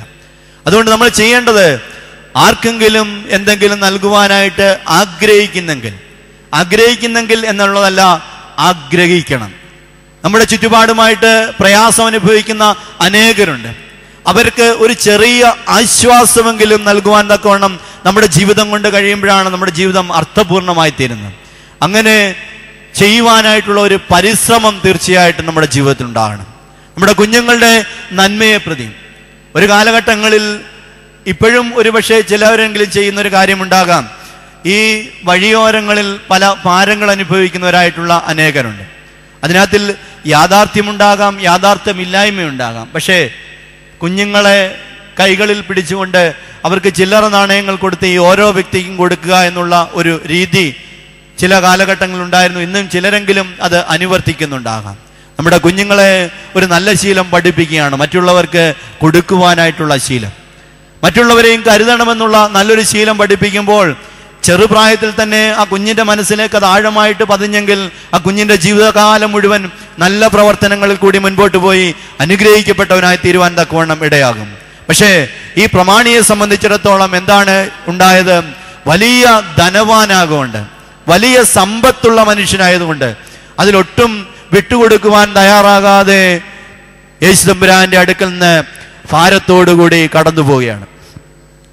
നമ്മൾ ഓർക്കുക, ഒരുപക്ഷെ പല ദേവാലയങ്ങൾ നമ്മൾ കടന്നു ചെന്നിട്ടുണ്ടാകാം. ഇപ്പോൾ ഈ ആലയത്തിൽ നമ്മൾ ആയിരിക്കുന്നു. ഈ ആലയത്തിലായിരിക്കുന്ന അവസരത്തിൽ വളരെ സന്തോഷത്തോടുകൂടി പ്രതീക്ഷയോടുകൂടി ഇവിടേക്ക് കടന്നു വന്നിട്ട് സന്തോഷമില്ലാതെ ഈ പ്രമാണി കടന്നുപോയതുപോലെ തിരികെ പോകേണ്ട ഒരു അവസ്ഥ നമുക്കുണ്ടാകുന്നുണ്ടോ? ഓർക്കുക, നമുക്കുള്ളതിൻ്റെ അല്പമെങ്കിലുമൊക്കെ വിട്ടുകൊടുക്കുവാനായിട്ട്, അത് പണമാകാം, അല്ലെങ്കിൽ നമ്മുടെ അഹംഭാവമാകാം, ഇതൊക്കെ ഒന്ന് മാറ്റുവാനായിട്ട് കഴിയാത്തത് കൊണ്ടാണ് നിരാശനായിട്ട് ഈ സന്നിധിയിൽ നിന്ന് പോകേണ്ടി വരുന്നത് എന്നുള്ളത് നമ്മൾ ചിന്തിക്കുക. നമ്മെ തന്നെ ഒന്ന് ഹിതപരിശോധന ചെയ്യേണ്ട ഒരു ദിവസമായിട്ട് ഇതിനെ മാറ്റുക. ദൈവമേ, എൻ്റെ കഴിഞ്ഞകാല ജീവിതത്തിൽ ദൈവം എനിക്ക് നൽകിയ നന്മകളിൽ അല്പമെങ്കിലുമൊക്കെ ആർക്കെങ്കിലും സഹായത്തിനായിട്ട്, ആർക്കെങ്കിലും പ്രയോജനത്തിനായിട്ട് നൽകുവാനായിട്ട് കഴിഞ്ഞിട്ടുണ്ടോ എന്നുള്ളത് നമ്മൾ ചിന്തിക്കുക. ഇതുവരെ അങ്ങനെ കഴിഞ്ഞിട്ടില്ലെങ്കിൽ ഇനിയും അത്തരമൊരു ജീവിത ശൈലിയിലേക്ക് തീർച്ചയായിട്ടും മുന്നോട്ട് പോകേണ്ടത് വളരെ അത്യാവശ്യമാണ്. ഇവിടെ ഈ പ്രമാണി പ്രയാസത്തോടു കൂടി മുൻപോട്ട് പോയെങ്കിൽ നമ്മുടെ ജീവിതത്തിൽ ഒരിക്കലും അത്തരം ഒരു പ്രയാസമുണ്ടാകാതിരിക്കുവാൻ തക്കവണ്ണം ശ്രദ്ധിക്കേണ്ടത് വളരെ അത്യാവശ്യമാണ്. ഇവിടെ വീണ്ടും ഈ വേദഭാഗത്ത് യേശുതമ്പുരാൻ എരീഹോമിനേക്ക് അടുത്ത അവസരത്തിൽ ഒരു കുരുടൻ ഇരന്നുകൊണ്ട് വഴിയരികെ ഇരുന്നതിനെ സംബന്ധിച്ച് സൂചിപ്പിക്കുകയാണ്. ഒരു കുരുടനായിട്ടുള്ള മനുഷ്യൻ എരീഹോവിൽ വഴിയരികെ ഇരന്നുകൊണ്ട് ഇരിക്കുകയാണ്.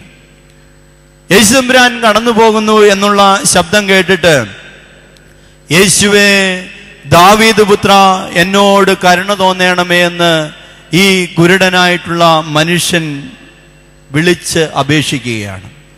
യേശുവേ ദാവീദ് പുത്ര എന്നോട് കരുണ തോന്നണമേ എന്ന് ഈ കുരുടനായിട്ടുള്ള മനുഷ്യൻ ദൈവം തമ്പുരാനോട് വളരെ ശക്തമായിട്ട് അപേക്ഷിക്കുകയാണ്. എന്നാൽ മുന്നടക്കുന്നവർ അവനെ മിണ്ടാതിരിക്കുവാനായിട്ട് ശാസിച്ചു. അവനോ ദാവീദ് പുത്ര എന്നോട് കരുണ തോന്നണമെന്ന് ഏറ്റവും അധികമായിട്ട് നിലവിളിക്കുകയാണ്. യേശുതമ്പുരാൻ ഈ ശബ്ദം കേട്ടു നിന്നു. അവനെ തൻ്റെ അടുക്കൽ കൊണ്ടുവരുവാനായിട്ട് കൽപ്പിച്ചു. അവൻ അടുക്കൽ വന്നപ്പോൾ ഞാൻ നിനക്ക് എന്ത് ചെയ്യണം എന്ന് ചോദിക്കുകയാണ്. കർത്താവേ, എനിക്ക് കാഴ്ച കിട്ടണം എന്ന് അവൻ പറഞ്ഞു. യേശുവോ അവനോട് കാഴ്ച പ്രാപിക്കാം, നിന്റെ വിശ്വാസം നിന്നെ രക്ഷിച്ചിരിക്കുന്നു എന്ന് പറഞ്ഞു. ക്ഷണത്തിൽ അവൻ കാഴ്ച പ്രാപിച്ചു. ദൈവത്തെ മൗക്തീകരിച്ചും കൊണ്ട് അവനെ അനുഗമിച്ചു. ജനമെല്ലാം കണ്ടിട്ട് ദൈവത്തിന് പുകഴ്ച കൊടുത്തു. എന്താണ് പ്രാർത്ഥനയും ഈ വേദഭാഗവും തമ്മിലുള്ള ബന്ധം എന്ന് പറയുന്നത്? ഈ കുരുടനായിട്ടുള്ള മനുഷ്യൻ അവൻ യേശുതമ്പുരാനെ കണ്ടിട്ടില്ല. എന്നാൽ യേശുതമ്പുരാനെ കുറിച്ചുള്ള പല കാര്യങ്ങളും ഒരുപക്ഷെ അവൻ്റെ സമീപത്ത് വന്നിരുന്ന് പലരും പറയുന്നത് കേട്ടിട്ടുണ്ടാകാം. ഒരു മനുഷ്യൻ ഈ ലോകത്തിലേക്ക് കടന്നു വന്നിട്ടുണ്ട്, അല്ലെങ്കിൽ നമ്മുടെ ഈ സമീപത്തുണ്ട്, അനേക അത്ഭുതങ്ങൾ ചെയ്യുന്നുണ്ട്, അനേകരെ സൗഖ്യപ്പെടുത്തുന്നുണ്ട്, ഇങ്ങനെയൊക്കെയുള്ള കാര്യങ്ങൾ കേട്ടിട്ടുണ്ട്. ആരെയും സൗഖ്യപ്പെടുത്തിയതായിട്ട് കാണുകയോ അല്ലെങ്കിൽ യേശുതമ്പുരാൻ ചെയ്തിട്ടുള്ള സംഭവങ്ങളെക്കുറിച്ചൊന്നും കാണുകയോ ഒന്നും ചെയ്തിട്ടില്ല. പക്ഷേ ഈ പറച്ചിൽ അല്ലെങ്കിൽ ഈ കേൾവിയിലുള്ള വിശ്വാസത്തിൽ നിന്നുകൊണ്ട് ഈ കുരുടനായിട്ടുള്ള മനുഷ്യൻ അത്യുച്ചത്തിൽ നിലവിളിക്കുകയാണ്, യേശുവേ ദാവീദ് പുത്ര എന്നോട് കരുണ ചെയ്യണമേ എന്ന്. യേശുവേ ദാവീദ് പുത്ര എന്നോട് കരുണ ചെയ്യണമെന്ന് ഉച്ചത്തിൽ നിലവിളിക്കുകയാണ്. യേശുവിന് മുൻ നടന്നവർ അവനെ ശാസിക്കുന്നുണ്ട്. നീ ഗുരുവിന് പ്രയാസമുണ്ടാക്കുവാൻ വേണ്ടിയിട്ട് ഇങ്ങനൊന്നും ചെയ്യരുത്, ഈ യാത്രയ്ക്ക് തടസ്സമുണ്ടാകത്തക്ക രീതിയിലൊന്നും ചെയ്യല്ലേ എന്നും പറഞ്ഞുകൊണ്ട് ശാസിക്കുകയാണ്.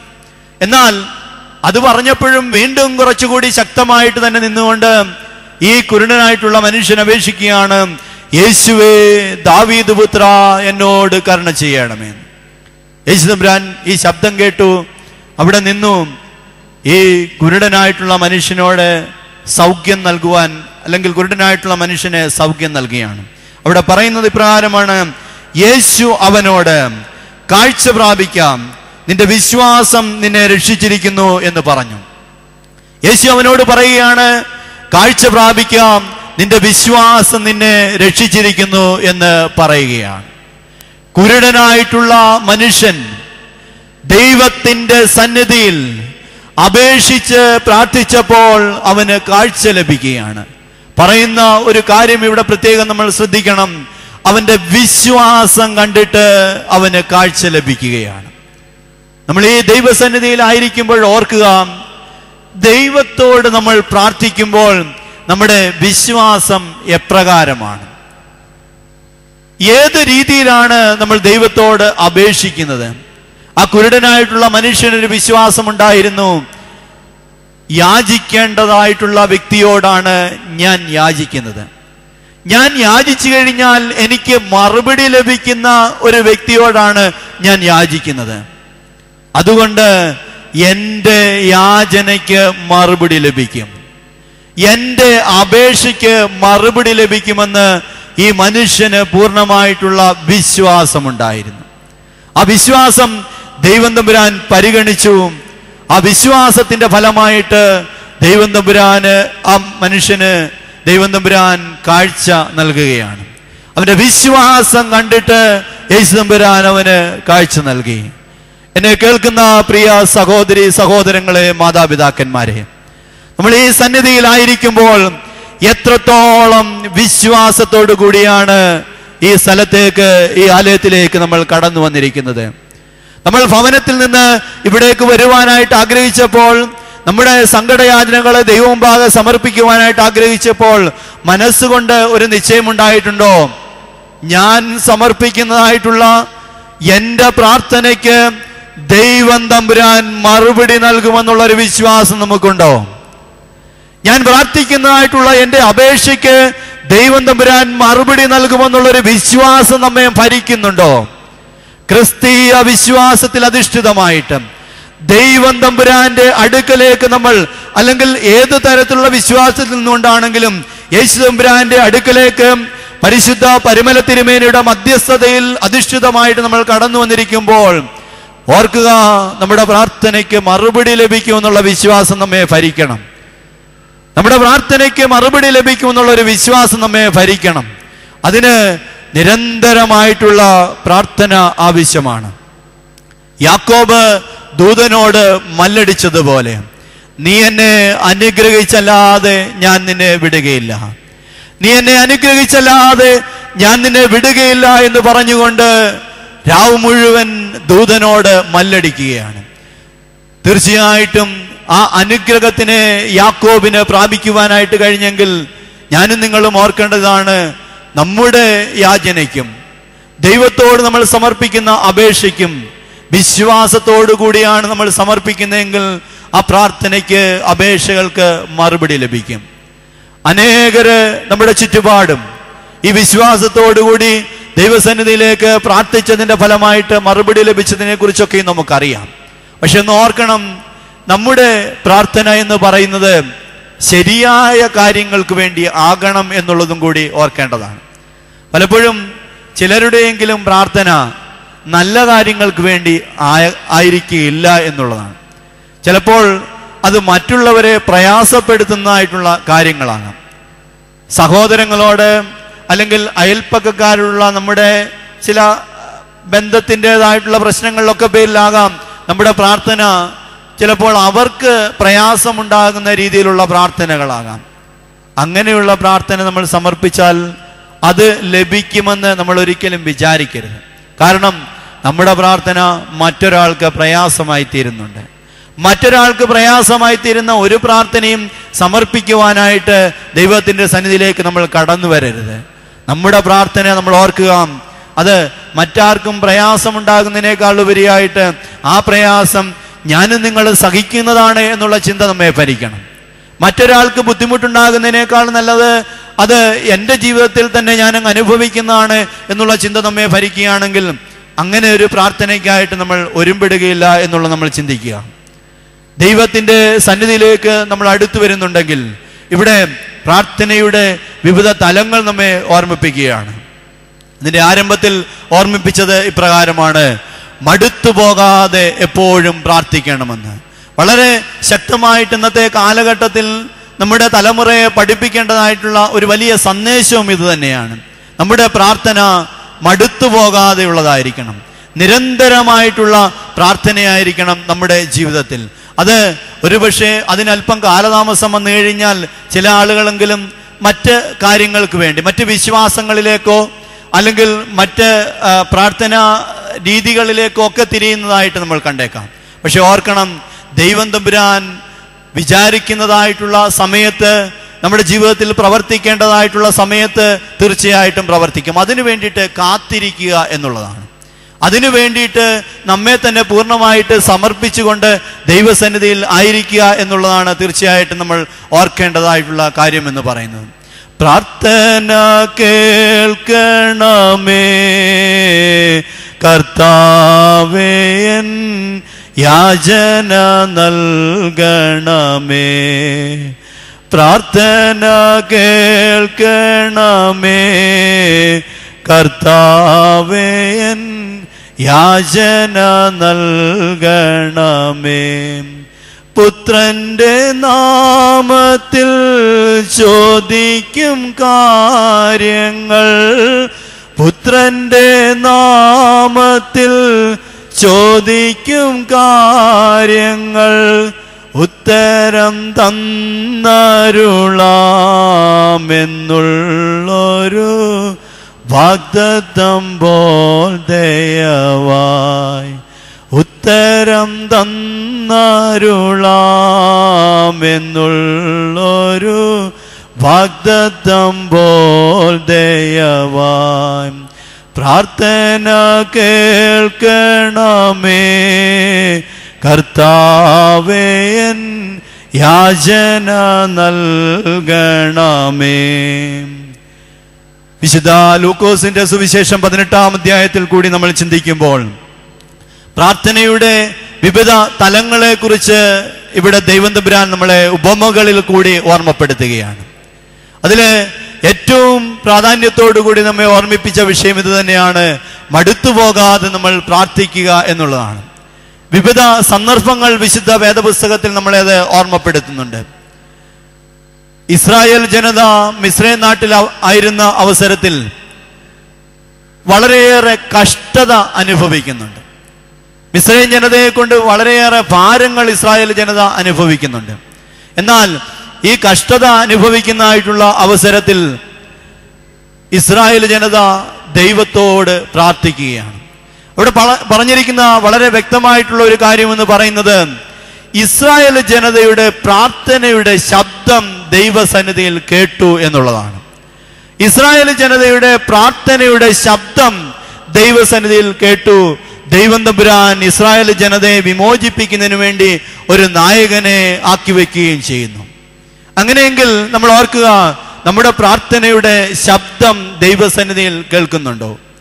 അത് പ്രത്യേകിച്ച് ഈ പ്രായമുള്ള ആളുകൾ ചെയ്തിരുന്ന ഒരു പ്രാർത്ഥനാ രീതിയുണ്ട്.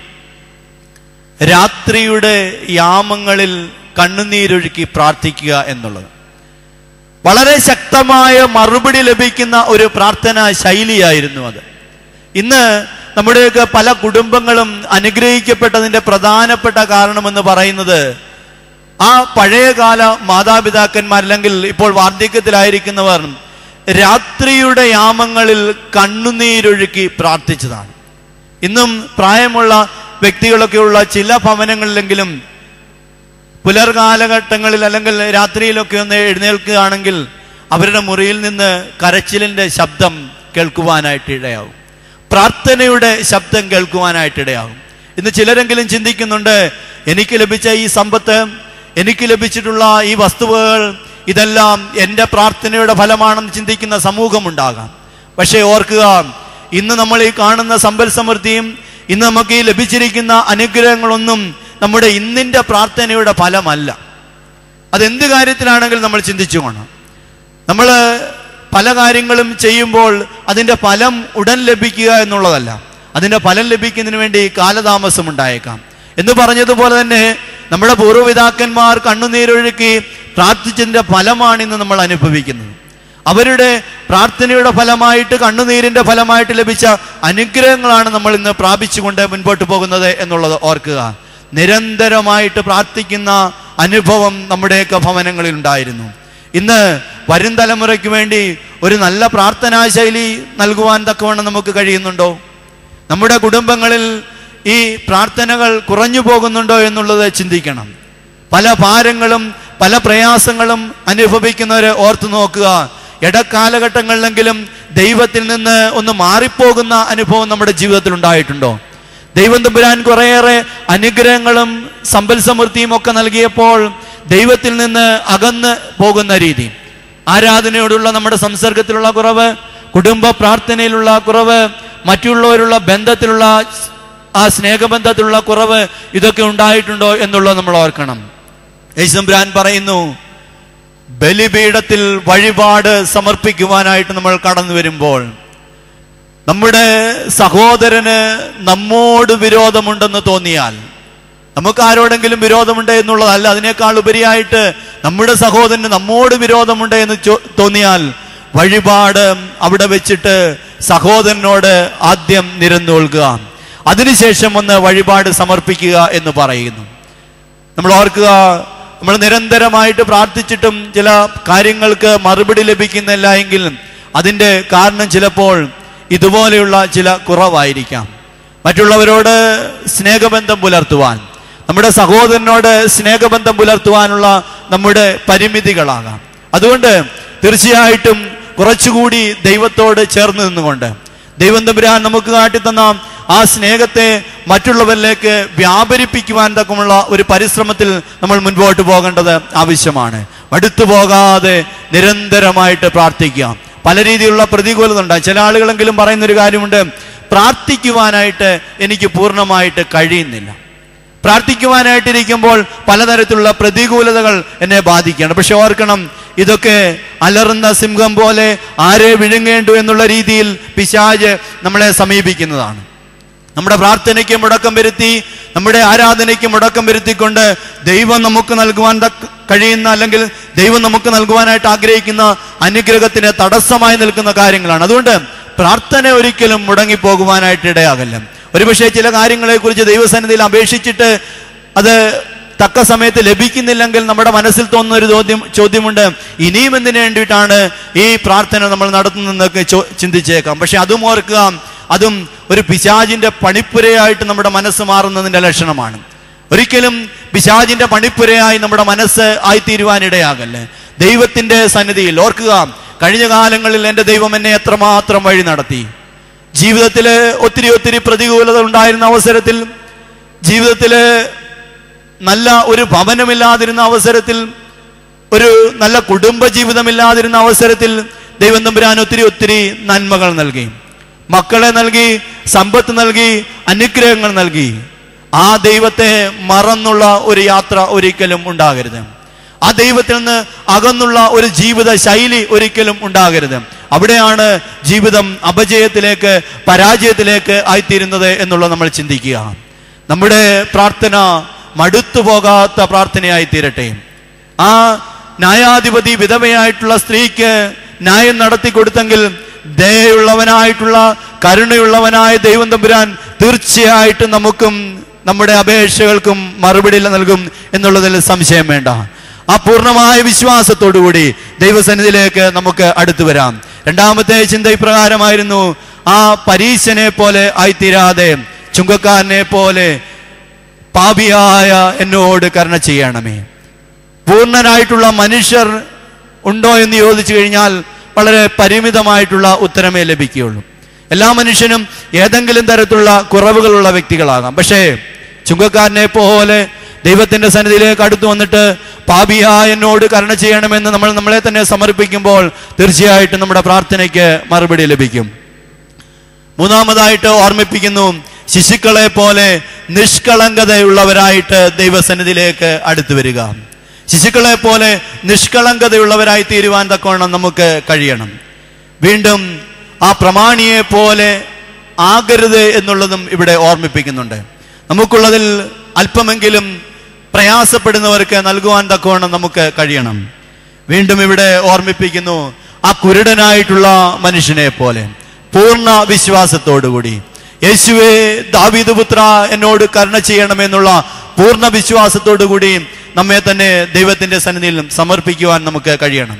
ഇത്തരത്തിൽ ഒരു പ്രാർത്ഥനാ ശൈലിയിലേക്ക് നമ്മൾ മാറുകയാണെങ്കിൽ, ഇത്തരത്തിലുള്ള ഒരു പ്രാർത്ഥന രീതി നമ്മൾ അവലംബിക്കുകയാണെങ്കിൽ തീർച്ചയായിട്ടും നമ്മുടെ പ്രാർത്ഥനകൾക്ക് നല്ല ഫലം ലഭിക്കും, നമ്മുടെ അപേക്ഷകൾക്ക് മറുപടി ലഭിക്കും എന്നുള്ളതിൽ യാതൊരു സംശയമില്ല.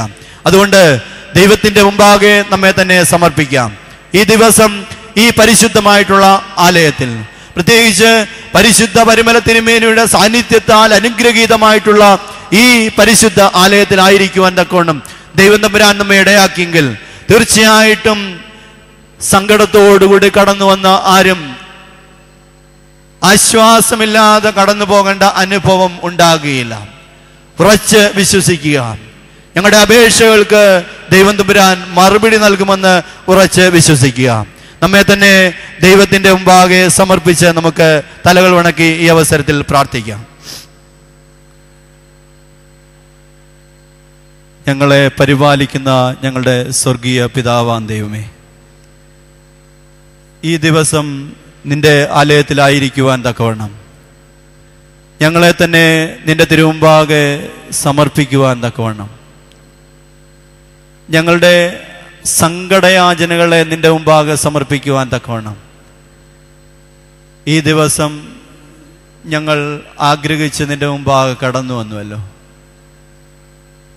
നിന്റെ മുമ്പാകെ ഞങ്ങൾ സമർപ്പിച്ചിട്ടുള്ള അപേക്ഷകൾക്കൊക്കെയും നീ മറുപടി നൽകിയിട്ടുണ്ട് എന്ന് ഞങ്ങൾ വിശ്വസിക്കുന്നുണ്ട് കർത്താവേ. അതിനൊക്കെയും നിനക്ക് നന്ദി കരയറ്റിക്കൊണ്ട് ജീവിക്കുവാൻ തക്കവണ്ണം കഴിഞ്ഞ കാലങ്ങളിൽ ഞങ്ങൾക്ക് ഇടയായിട്ടുണ്ട്. ഏതെങ്കിലും തരത്തിലുള്ള കുറവുകൾ അതിനുണ്ടായിട്ടുണ്ടെങ്കിൽ ദൈവമേ പൊറുക്കേണമേ എന്ന് പ്രാർത്ഥിക്കുകയാണ്. ഞങ്ങളുടെ അപേക്ഷകൾക്ക് നീ മറുപടി നൽകുമാറാകണമേ. ദേഹിച്ച് കടന്നു വന്നിരിക്കുന്ന ഓരോ പ്രിയപ്പെട്ടവരെയും നിന്റെ തിരുമുമ്പാകെ സമർപ്പിക്കുന്നു. അനേക യൗവനക്കാര് നിന്റെ മാർഗത്തിലൂടെ അല്ലാതെ ഈ ലോകമോഹങ്ങളിൽ കൂടി സന്തോഷം തേടി ഒക്കെയും യാത്ര ചെയ്യുമ്പോൾ തങ്ങളെ തന്നെ നശിപ്പിക്കുന്നുണ്ടല്ലോ കർത്താവേ. തങ്ങളെ വളർത്തിയ മാതാപിതാക്കളെ വേദനപ്പെടുത്തുന്നുണ്ടല്ലോ കർത്താവേ. അനേക മാതാപിതാക്കൾ മക്കളെ ചൊല്ലി കരയുന്നുണ്ടല്ലോ കർത്താവേ. നിന്റെ പ്രിയപ്പെട്ട മക്കൾക്ക് ഒരു തിരിച്ചുവരവ് ഉണ്ടാകുവാൻ തക്കവണ്ണം ഇടയാകണമേ. സങ്കടപ്പെടുന്ന മാതാപിതാക്കൾക്ക് മക്കളുടെ തിരിച്ചുവരവ് കണ്ട് സന്തോഷിക്കുന്ന അനുഭവം ഉണ്ടാകുവാൻ ഇടയാകണമെന്ന് പ്രാർത്ഥിക്കുന്ന കർത്താവേ. പല കുടുംബ ജീവിതവും ഇന്ന് ഭാരപ്പെടുന്നു, പ്രയാസപ്പെടുന്നു കർത്താവേ. ഭാര്യയ്ക്ക് ഭർത്താവിനോടും ഭർത്താവിന് ഭാര്യയോടും സ്നേഹമില്ലാത്ത അനുഭവത്തിൽ, പരസ്പരം കുറ്റപ്പെടുത്തുന്ന അനുഭവത്തിൽ മുൻപോട്ട് പോകുന്നുണ്ടല്ലോ കർത്താവേ. നിന്റെ മക്കളുടെ ഇടയിലേക്ക് നീ കടന്നു ചെല്ലണമേ. ദൈവത്തോട് ചേർന്ന് ജീവിക്കുന്ന മക്കളായി തീരുവാൻ തക്കവണ്ണം, പരസ്പരം ക്ഷമിച്ചും സഹിച്ചും സ്നേഹം പുലർത്തിയും കരുതിയും ജീവിക്കുന്ന കുടുംബങ്ങളായി തീരുവാൻ തക്കവണ്ണം പ്രിയപ്പെട്ടവരെ ഇടയാക്കി തീർക്കണമെന്ന് പ്രാർത്ഥിക്കുന്നു. ഭർത്താവിൻ്റെ കുറവുകളെ വിട്ടുവീഴ്ച മനോഭാവത്തോടു കൂടി കാണുവാൻ, ഭാര്യയുടെ കുറവുകളെ വിട്ടുവീഴ്ച മനോഭാവത്തോടു കൂടി കാണുവാൻ, പരസ്പരം സ്നേഹബന്ധം ശക്തിപ്പെടുത്തുവാൻ തക്കവണ്ണം എൻ്റെ മക്കളെ ഇടയാക്കി തീർക്കണമെന്ന് പ്രാർത്ഥിക്കുന്നു കർത്താവേ.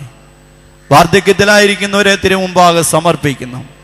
അനേക ഭവനങ്ങളിൽ മക്കളുടെ കരുതലില്ലാതെ, ആരും നോക്കുവാനില്ലാതെ, വളർത്തി വലുതാക്കിയ മക്കളുടെ ഒരു വാക്ക് കേൾക്കുന്നതിന് വേണ്ടി, ഒരു കരസ്പർശനത്തിനായി ആഗ്രഹിച്ചുകൊണ്ട് പലരും പല ഭവനങ്ങളിലും കഴിയുന്നുണ്ടല്ലോ കർത്താവേ. ദൈവമായ കർത്താവേ, മാതാപിതാക്കളിൽ നിന്ന് അകന്നു പോയിട്ടുള്ള മക്കൾ മാതാപിതാക്കളോട് ചേർന്ന് സന്തോഷം അനുഭവിക്കുന്ന രീതിയിലേക്ക് എത്തിച്ചേരുവാൻ തക്കവണ്ണം, പരസ്പര സ്നേഹം പുലർത്തി ഒന്നായി മുൻപോട്ട് പോകുന്ന അനുഭവത്തിലേക്ക് എത്തിച്ചേരുവാൻ തക്കവണ്ണം നിന്റെ മക്കളെ ഇടയാക്കി തീർക്കണമെന്ന് പ്രാർത്ഥിക്കുന്നു കർത്താവേ. ഞങ്ങളുടെ ദേശത്തെ നിന്റെ തിരുമുമ്പാകെ സമർപ്പിക്കുകയാണ്. ദൈവമായ കർത്താവേ, ഇതുവരെയും ഉണ്ടായിട്ടില്ലാത്ത തരത്തിലുള്ള പല പ്രതികൂലതകളിൽ കൂടിയാണല്ലോ കടന്നു പോകുന്നത്. അനുഗ്രഹമാരി നീ ഞങ്ങൾക്ക് ചൊരിഞ്ഞു തരണമേ. ഞങ്ങളുടെ കുറവുകളെ ഓർക്കല്ലേ എന്ന് പ്രാർത്ഥിക്കുന്നു കർത്താവേ. വാക്കുകൾ കൊണ്ട്, ചിന്തകൾ കൊണ്ട്, പ്രവർത്തനങ്ങൾ കൊണ്ട് വന്നു പോയിട്ടുള്ള തെറ്റുകുറ്റങ്ങളെ നീ ക്ഷമിക്കണമേ. ഞങ്ങളുടെ പ്രവൃത്തി പ്രകൃതിക്കെതിരായിരുന്നു, ഞങ്ങളുടെ പ്രവൃത്തികൾ ദൈവഹിതത്തിനെതിരായിട്ടായിരുന്നു. ദൈവമേ, നിന്നോട് ചേർന്ന് ജീവിക്കുന്നവരായി തീരുവാൻ തക്കോണം, ഒരു സ്വയബോധ്യമുള്ള അനുഭവത്തിലേക്കാക്കി തീർക്കുവാൻ തക്കോണം ഈ അനുഭവങ്ങളൊക്കെയും ഇടയാക്കി തീർക്കണമെന്ന് ഞങ്ങൾ പ്രാർത്ഥിക്കുന്നു കർത്താവേ. ഞങ്ങളുടെ കുറവുകളെ ഓർക്കല്ലേ കർത്താവേ. ഈ ദേശത്തെ അനുഗ്രഹിക്കണമേ. ഇതൊരു വരണ്ട ഇടമായി തീരുവാൻ ഇടയാകല്ലേ എന്ന് പ്രാർത്ഥിക്കുന്നു കർത്താവേ. ഒരിക്കലും ഈ ഭൂമി നശിച്ചു പോകുവാൻ, ഈ ദേശം നശിച്ചു പോകുവാൻ ഇടയാകല്ലേ എന്ന് പ്രാർത്ഥിക്കുന്നു കർത്താവേ. നിന്റെ കരുണ ഞങ്ങളോട് കൂടെ ഇരിക്കണമേ. കരുണയും ദയവുമുള്ളവനായിട്ടുള്ള ദൈവത്തിൻ്റെ മുമ്പാകെയാണ് ഞങ്ങൾ പ്രാർത്ഥിക്കുന്നത്. വിശ്വാസത്തോടുകൂടി ഞങ്ങൾ നിന്റെ മുമ്പാകെ അടുത്തു വരുന്നു. ഞങ്ങളുടെ അപേക്ഷകൾക്ക് നീ മറുപടി നൽകുമാറാകണമെന്ന് പ്രാർത്ഥിക്കുന്നു കർത്താവേ. ഞങ്ങളുടെ കുഞ്ഞുങ്ങളെ നിന്റെ തിരുമുമ്പാകെ സമർപ്പിക്കുന്നു. പരീക്ഷ എഴുതി റിസൾട്ടിനായിട്ടൊക്കെ നിന്റെ കുഞ്ഞുങ്ങൾ കാത്തിരിക്കുമ്പോൾ ദൈവത്തിൻ്റെ പ്രവർത്തനം നിന്റെ മക്കളിൽ മേലുണ്ടാകുമാറാകണമേ. നല്ല റിസൾട്ട് നേടിക്കൊണ്ട് നല്ല അനുഗ്രഹത്തോടുകൂടി നിന്റെ മക്കൾ മുൻപോട്ട് പോകാൻ തക്കവണ്ണം, ദൈവവചനത്തിൽ അധിഷ്ഠിതമായിട്ട് ജീവിതത്തിനെ ക്രമീകരിക്കുവാൻ തക്കവണ്ണം, ദുഷ്ടന്മാരുടെ ആലോചന പ്രകാരം നടക്കാതെ, പാപികളുടെ വഴിയിൽ നിൽക്കാതെ, പരിഹാസികളുടെ ഇരിപ്പിടത്തിലായിരിക്കാതെ നിന്റെ മക്കളെ കാത്തുകൊള്ളണമെന്ന് പ്രാർത്ഥിക്കുന്നു കർത്താവേ. കുഞ്ഞുങ്ങളൊന്നും നഷ്ടപ്പെട്ടു പോകുവാനിടയാകല്ലേ. ഈ ദേശം അനുഗ്രഹിക്കുന്ന നല്ല അനുഭവമുള്ള രീതിയിലേക്കായി തീരുവാൻ തക്കവണ്ണം, മാതൃകയുള്ളവരായി തീരുവാൻ തക്കവണ്ണം ഞങ്ങളെ ഓരോരുത്തരെയും ആക്കി തീർക്കണമെന്ന് പ്രാർത്ഥിക്കുന്നു. ഞങ്ങളുടെ അപേക്ഷകൾക്ക് നീ മറുപടി നൽകുമാറാണമേ. ഞങ്ങളുടെ യാചനകൾക്ക് നീ ഉത്തരമല്ലുമാറാണമേ. അക്കുരുടനായിട്ടുള്ള മനുഷ്യൻ വിശ്വാസത്തോടു കൂടി നിന്റെ സന്നിധിയിലേക്ക് അടുത്തു വന്നെങ്കിൽ പല സങ്കടയാചനകളുമായിട്ട്, മക്കളില്ലാത്ത ഭാരത്തെക്കുറിച്ച്, പവനം ചമയ്ക്കുവാനായിട്ട് ആഗ്രഹിച്ചിട്ട് നടക്കാത്ത പല സങ്കടങ്ങൾ നിന്റെ മക്കൾ കടന്നു വന്നിട്ടുണ്ടെങ്കിലും കർത്താവേ, നിന്റെ മക്കൾക്ക് മറുപടി അയച്ചു കൊടുക്കുമാറാണമേ. നിന്റെ മക്കളെ ആശ്വസിപ്പിക്കുമാറാണമേ. പ്രയാസത്തോടുകൂടി കടന്നു വന്നു ആശ്വാസത്തോടുകൂടി തിരികെ പോകുന്ന അനുഭവത്തിൽ എത്തിച്ചേരുവാൻ തക്കവണ്ണം ഇടയാക്കി തീർക്കണമെന്ന് പ്രാർത്ഥിക്കുന്നു. ആയത് നിന്നെയും നിന്റെ ഏകജാതനായ പുത്രനെയും പരിശുദ്ധ റൂഹായും ശുദ്ധിമതിയും സകല ശുദ്ധിമാന്മാരെയും പ്രത്യേകിച്ച് പരിശുദ്ധ പരിമല തിരുമേനിയുടെയും മധ്യസ്ഥതകളാലും പ്രാർത്ഥനകളാലും അപേക്ഷകളാലും തന്നെ. ആമേൻ.